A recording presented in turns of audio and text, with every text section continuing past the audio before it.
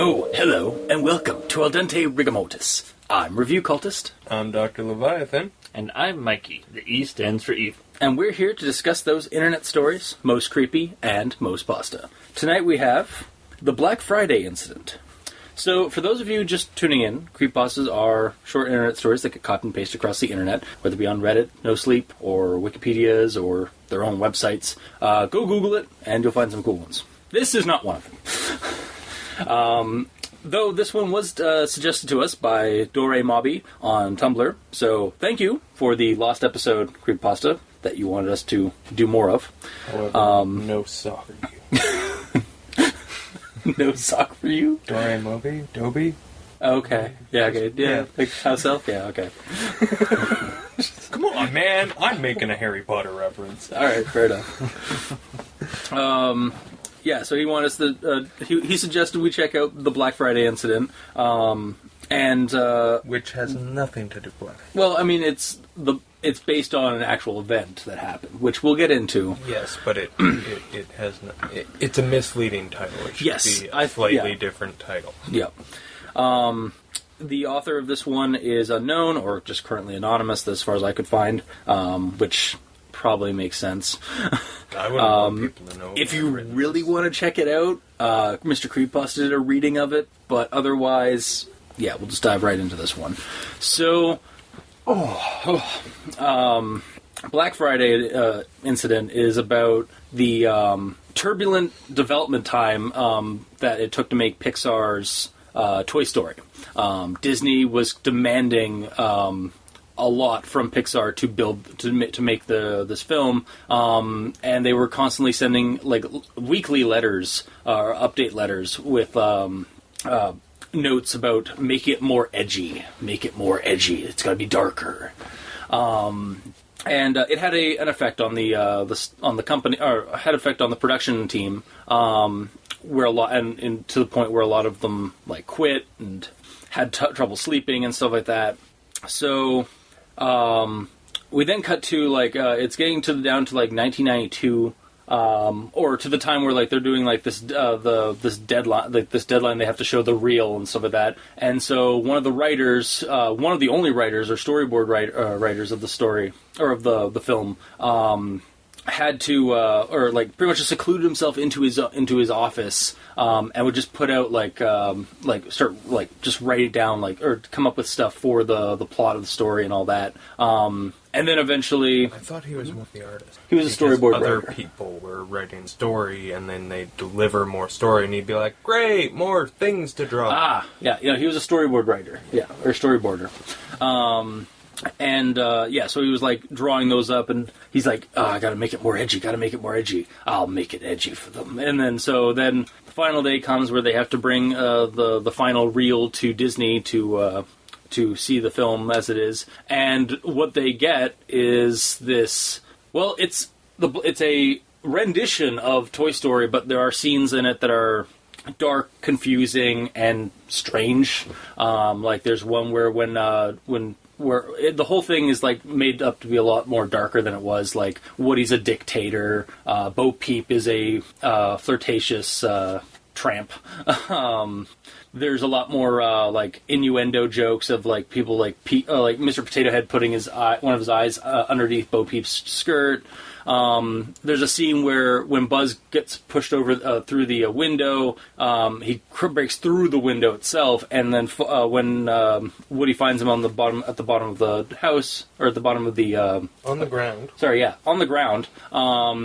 He finds him like in pieces and like glitching and twitching and stuff like that. To which then he runs away from his guilt. And then there's a scene of him like suddenly there's a scene of them like in their animation running, and it's all blurry, and there's Spanish subtext for some reason. And then there's it's also intertwined between like professional storyboarding and like chicken scratch like sketches.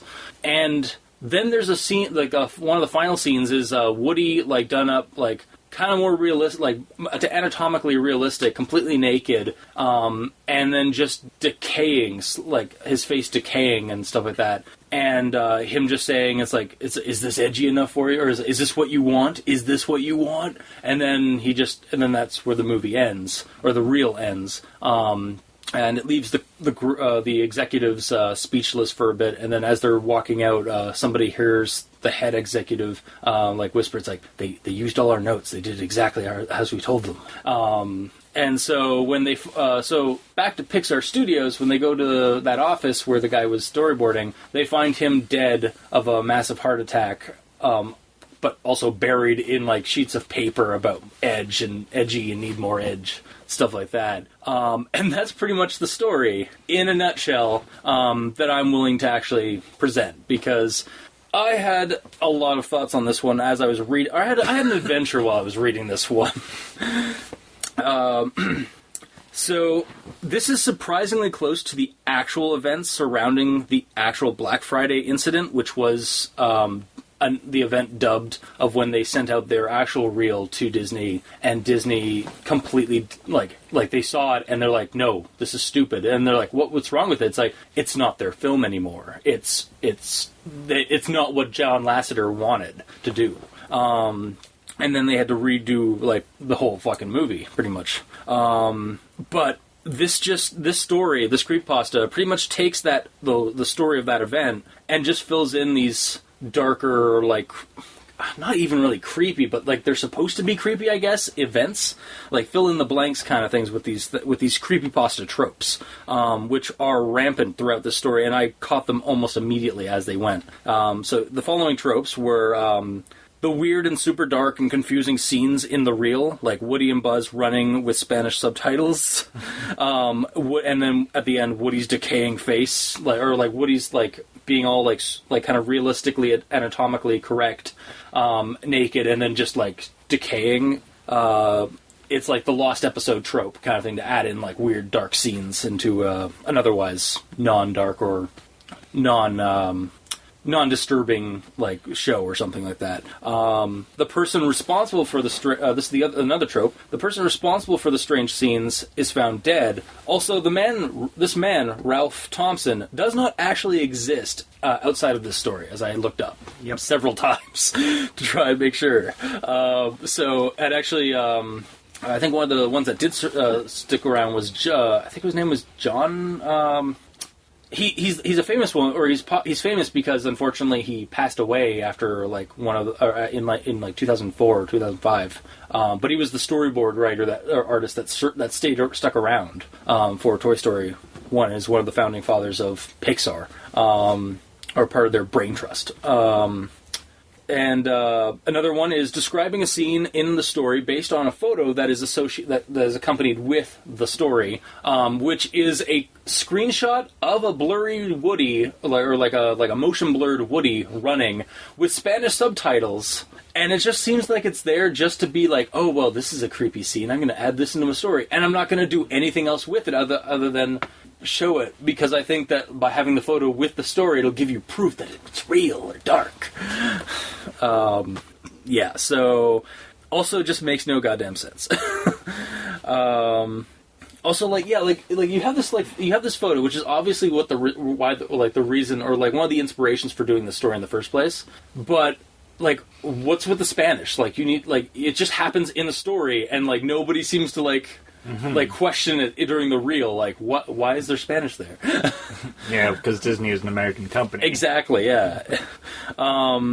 It's just so obviously not a part of what happened, except for there's that photo. So, yeah. Yeah, they put in Spanish subtitles in a storyboard reel. Yeah. Yeah. Because they're in the image. Yes. Whereas if they had have left that image out... Yeah, exactly, yeah. They wouldn't have needed to shoehorn...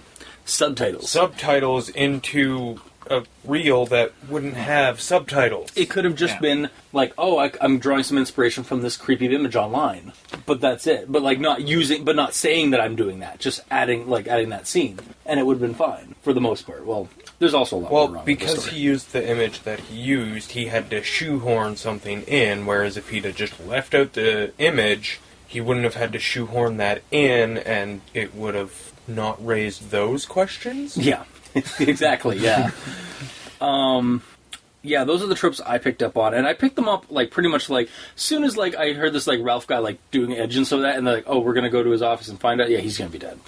Like hung himself. I was expecting him to hang himself, not just have a heart attack. But the past and present tense changes like are rampant in this story, and like it seems that it happened while they're doing like while they're talking about scenes in the movie or in their like reels. See, the tense is fine. It's pasta tense. Pasta tense. Where it just bounces back and forth. Is that your new slang word for it? Okay. It's a thing now. All right. And that means that I have one less thing to gripe about. All right. Pasta tense. Yeah, no, that's an adequate. That's a very adequate. Took over 2.5 years to come up with that. Yep. Now, I do like the idea of a conspiracy creepypasta, or taking an idea from a real event and filling in some missing details, like to make it creepier or something like that. But this story, its execution is done so poorly and almost plagiaristic, because I actually had, like, halfway through the story, I was, like, looking at all these details and stuff like that. I was like, there's no way this is, like 1992, come on. Or 1980, like, something. It's like, yeah, no. I went onto the Wikipedia for Pixar's Toy Story and looked up the development, like, articles. Yeah, no, this... And as I was reading, I was like, I'm not reading the creepypasta, but this sounds very familiar to the creepypasta. And I was like, so this just feels kind of more plagiaristic. With how they like went about taking the details. It almost seems like they took the Wikipedia article about the development and then just like modified some small things, but mainly kept the bulk of it. They copied and pasted and then altered. Yeah. Yeah, it's almost like that's that. Yeah. Whatever. I almost think this should be troll pasta, because for me, it's certainly crappy pasta. Fucking trolls. Yeah, if it's not troll pasta, it's just crappy pasta. If anything, it showed me... I will say this, though. I'd say it's troll pasta because it's going after something that is widely beloved by so many. Yeah. And the details that are in this that aren't true are so easily, quickly... grabbed. Checked. Yeah. If you don't already know the information, that's my stance on why it's totally a troll pasta. Yeah. Yeah, and it definitely deserves a spot on the trollpasta.wiki. If anywhere, not the creepypasta, but... no, there's nothing creepy about it. Yeah, it really isn't. Like, I mean, if anything, this, like, anything good came out of this, like, me reading this story, it's that it made me go to the article on what actually happened on the real Black Friday incident, which is what Pixar calls that incident of when they brought the reel out there, and they completely, like, almost shut down Toy Story. And I got to like learn like the actual like a surprisingly like strong like nasty struggle to get Toy Story made. Yeah, it was actually kind of enlightening in that respect, but otherwise, yeah, I did not care for the story at all. Mikey, he stands for you. Yeah. One of the major issues with this is the storyboarding. Yeah. Storyboarding is just that. It's sketches. Yeah. You're not going to have a fully fleshed out Woody decaying otherwise. Yeah. Like that. Or you're not going to have way too much effort for a storyboard. Also, yeah, I didn't say it, but they also do mention like, oh, there was also like 2D animation and 3D animation in the reel. It's like they were still storyboarding. No, they were saying like, oh, they were still using like 2D animation. Yeah, oh no, yeah, for the actual reel like that. Yeah, yeah. It would have just been storyboards. Yeah, yeah, yeah. It's just like. So yeah, and then we've already brought up the Spanish. Like the only way the screenshot makes sense is if a Mexican company made a knockoff Toy Story. Yeah, and honestly, kind of like okay. I think I might have been thinking that earlier because like think of that would have made a better like story. Is like a story about somebody finds up like gets a bootleg version of Toy Story made from Mexico and sees like some but we have read that pasta 10,000 times. Fair, but whatever. Like. I mean, I'll give it this. It doesn't just do the obvious, easy thing. Yeah. Not that it did something better, but... I will say another thing about this one. Sorry to interrupt, Mikey. This one, I was expecting this one to be completely villainize Disney. It kind of does, but it doesn't do a whole lot of work because in the actual documentary... Villainize Disney because... What Disney was saying in the pasta is pretty much what happened. Yeah. So they didn't really have to do a whole lot. They were saying make Woodier. Yeah. Not make the film edgier. Yeah.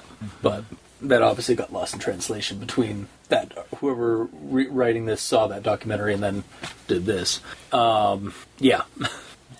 And when the main issue that I had with this was the source material. It's interesting that Pixar had these issues, and I actually watched the documentary with the story reel. Yeah, I wish I had, actually. I've only looked up articles. And it's one of those things that makes you go, well, I'm glad that they had a swift kick in the ass and changed it. Yeah. Because it wasn't all that great. Yeah, I'm glad because it wasn't really so much a kick. Well, I mean, it was a kick in the ass for them, but it was also a kick in the ass for the executives that were pushing to make it darker and edgier. Not darker, or just edgier. Yeah, more edgier adult. Doesn't mean darker. Make it more adult and stuff like that. Yeah, because it seemed like some of the execs were like, this is what we asked them to do. Why don't you like this? It's like, because it's not their story. Yeah. Yeah. So that's just something that I personally don't care for when somebody says it could have been this way. Yeah. But it was changed before it was actually released. It's like, well, then why bother telling me about that? Yeah. Because so many movies were so different in conception. Yeah. And yeah, it never was that. Mm-hmm. Well, not for mass consumption anyway. Yeah. So the fact that it already started off with something that I didn't like, it made it worse to get into it. Yeah, it just sort of shake my head like, this is garbage. Yep. So that's my notes on this. Doctor? I really don't think there's anything more to say about it's the title is garbage. The title should be The Black Friday Incident, a Toy Story story. Yeah. Again, when I first... Off the top of my head, that's what I came up with, and I was like, man, that is a way better title, and I'm done thinking about this. Yeah. Yeah, no, when I first got that suggestion, I figured this was going to be some sort of asinine story about people getting trampled on Black Friday and then, I don't know, coming back as ghosts and, that's about killing people on Christmas. That would have been a great story. For Christmas. that at least would have been interesting. And then I'm like, oh, it's all about Toy Story. I don't care about it. Yeah, well, you've said it on the show before. You don't really care for Disney as much.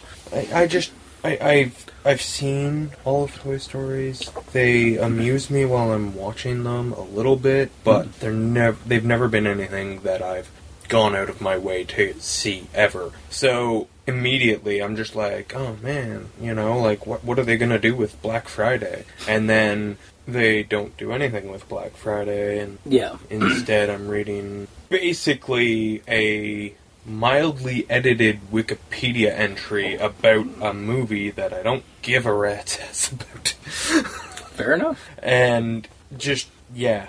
Yeah, I do agree. When I first read it, when I first read the title, I was like, "Oh, it'll be something about Black Friday." And then I looked up. I was like, "Oh, it's Toy Story." And then again, when you go on the Wikipedia page and stuff like that, they say that they dubbed that event the actual event was dubbed the Black Friday incident. So it's for somebody who enjoys animation, for animation and stuff like that, it was interesting to check out that little bit of history on Pixar's struggle.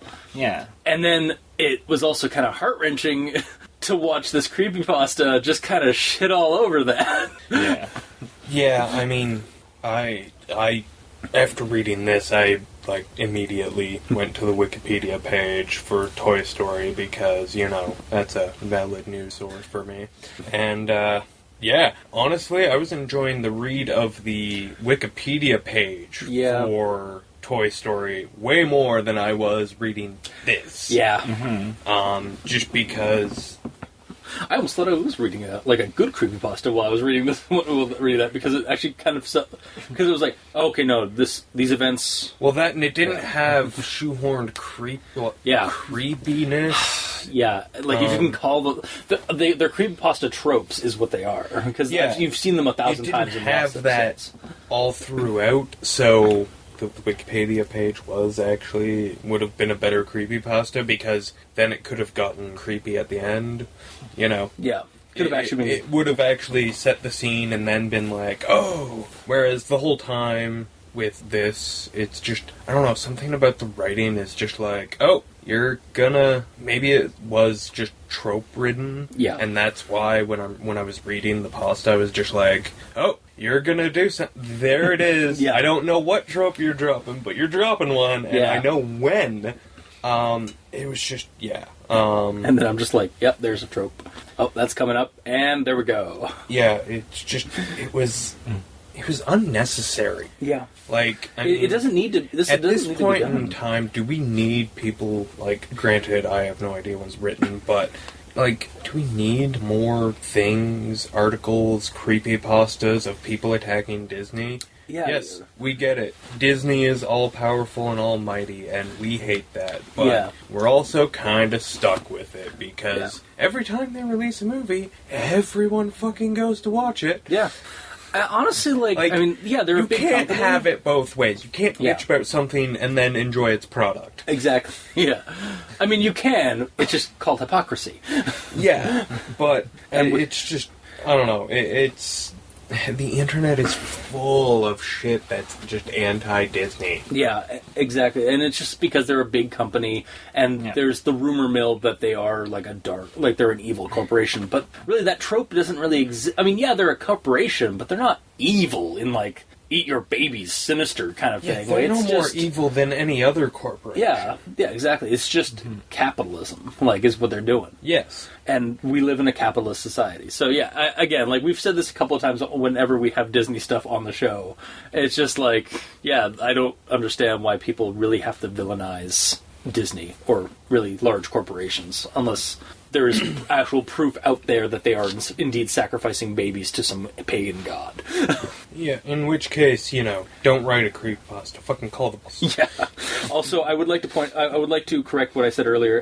His name was Joe Ranft, who was the other storyboard artist that was mentioned, who was sick, and then that's why we got Ralph Thompson come in to become the creepypasta monster, or the creepypasta orchestrator of the story. Joe Raft was a storyboarder for Toy Story and all the a bunch of the other Pixar movies, and then unfortunately passed in 2005. And that's why a lot of I think Toy Story, Bugs Life, wherever he had a voice, because he actually did a couple of voice work for for characters. They credit him at the end of the movie. Or dedicate the movie to him. Is he the one who passed away before they started doing sequels? No, he actually was doing... He was in Toy Story 2, Buzz Lightyear Star Command, The Adventure Begins, which was the movie version. And then, Toy Story 3, oh, no, that's not Toy Story 3. It was... I think it was about Toy Story 2 at least. Yeah. So it's just Yeah, and they just he got sick, so they had this other guy. But I don't know if it's really a disservice to what having that in the story, but hey, at least he wasn't responsible for anything for the bullshit that happened in the story. Because that would be really fucking disrespectful if they had him be the guy, or if they tried to tie that into why. No. Yeah. Sorry, I just wanted to get the name out there because that's. Yeah. While I was reading the article on Wikipedia and stuff like that, I read up on Joe Ranft, and I was like, oh, shit. This guy was cool. Anyway, sorry, is there anything else about him? Not really. It's... This pasta is just so bad, it's not worth bitching about. Because what am I gonna do? Find the, each little thing that I hate about it? No. Yeah, because there's so much. Exactly. I honestly the concept of this. Yeah. See, that's and when I hate the concept, I don't want to go through and find individual things I hate about the pasta because your concept is flawed. Yeah. Well, even as somebody who likes or finds an interest in the idea of the concept that this thing was trying to get around, I can't honestly find anything good in this story aside from the fact that it made me go to the Wikipedia page. No. Go find the truth. Yeah. So, Because it was out there. yeah, as Mulder would say. And the only good thing is that you got to learn about Pixar's Pixar's struggle struggle and yeah. that they were facing bankruptcy if they didn't get Toy Story off the ground. And then it was kind of a... The fact that Steve Jobs was, involved in Pixar. Oh, yeah. Yeah, actually, that surprised me. But then And I not think actually in the creation of he just... Toy Story, he but wanted- in the dealing with the Disney executives. Yeah. I was like, man, I actually have something to be happy that Steve Jobs exists for. Yeah. Well, existed. Yeah. Yeah. Yeah, so I think it's unanimously that none of us liked this story. None of us will recommend this story. If you want to learn about the Black Friday incident, go check out the documentary or the articles on Wikipedia. Other than that, this one... Again, thanks to our Tumblr fan, Dory Moby, for... suggesting it because he did send us the messages I'd like you to I know you guys haven't done or I know you guys have done some lost episode ones in the past, but could you what have you thought about this lost movie episode or movie story, and then I was it would be really interesting to see if you guys how you guys rip into it, if you guys hate it or if you guys like it. Well, I'm pretty sure we all hate it, but I had fun ripping into it. It's the only enjoyment I could get from this one. See, and I couldn't even get that because... You're just there's so much wrong. Everything. It shouldn't have been started to be written, let alone finished being written and posted. Yeah. But, well, at least one of us enjoyed ripping into it. Even if the other ones feel dead inside. Yep. Thanks, Review Cultist. We're all dead inside because of you. You're welcome. I feed on your suffering. I'm dead inside lots of... But he's not helping. No.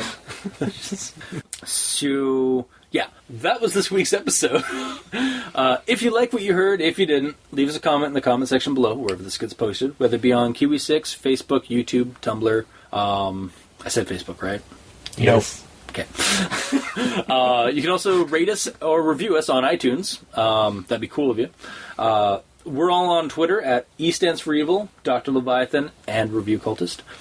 And you can send us an email at aldenterigamortis@gmail.com. That's aldenterigamortis@gmail.com, where you can also send us suggestions for other creepypastas you'd like us to discuss on the show. And if you'd like, you can check out the title cards for each episode on the YouTube site or on Tumblr, or on crazonstudios.tumblr.com. And if you'd like, you can support us. Go to Patreon and look up Al Dente Rigamortis and select the patron tier you'd like to back us at. So, until next time, I have been your host, Review Cultist. I'm still Dr. Leviathan. And I'm Mikey. The E stands for Evil. And this has been Al Dente Rigamortis. Sleep well.